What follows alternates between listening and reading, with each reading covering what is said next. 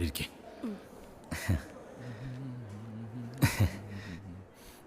കാല് തോത്തിട്ട്. സോറി, ഈ ഡോക്ടർക്ക് ഇനി സംശയം വല്ലതും തോന്നും. നീ ഒന്നും മിണ്ടാതിരുന്നേ. എനിക്ക് വല്ലാതെ പേടിയാകുന്നു. നല്ല കയ്യായത് കൊണ്ട് അയാളോട് പറഞ്ഞൊരു സീൻ ഉണ്ടാക്കണ്ട. സോറി. എടാ, ഇവിടെ ഇരുന്ന ഇവൻ എന്നെ പീഡിപ്പിക്കും. സുബൈദ ഇങ്ങോട്ട് മാറിയിരുന്നോളൂ.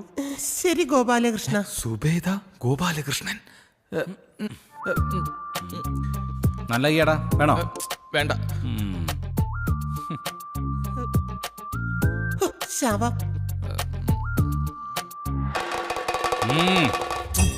ഇങ്ങനെയുണ്ടോ വൃത്തികെട്ടവന്മാര്?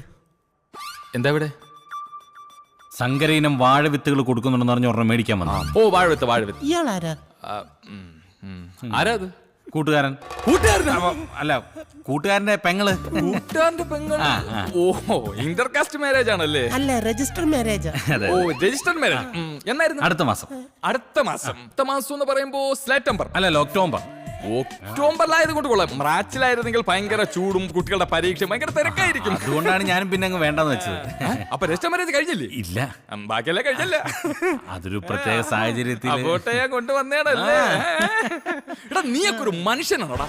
സ്വന്തം കൂട്ടുകാരുടെ പെങ്ങളെ ചതിച്ചിട്ട് വന്നിരിക്കുന്നു. നിന്നെയൊക്കെ എങ്ങനെ ഒരു കുടുംബത്തിൽ കയറ്റുന്നത്? നീയൊക്കെ ഒരു മനുഷ്യനാണോടാ? ഭ്രൂണഹത്യ തെറ്റാണെന്ന കാര്യം നിനക്ക് അറിയില്ലടാ.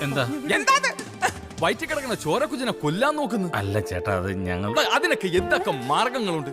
ഒത്തി അമ്മ തൊട്ടിൽ കൊണ്ട്, അല്ലെങ്കിൽ നീ എന്റെ കയ്യിൽ ഞാൻ പൊന്നുപോലെ വളർത്താം. എന്തോ നിങ്ങൾ കാരണം ഇത് 4ാമത്തെ അബോഷന. ഇനി ഇങ്ങനെ വന്നവര് പോലീസിനെ വിളിക്കും പറഞ്ഞേ. അങ്ങനെ പറഞ്ഞ മോള് പോക്കോ, ഞാൻ വരാം. ഭാര്യയാണോ? ഭാര്യ അനിയത്തി. ആരടുത്തും പറയല്ലേ. കൊണ്ട് തകർത്തോ.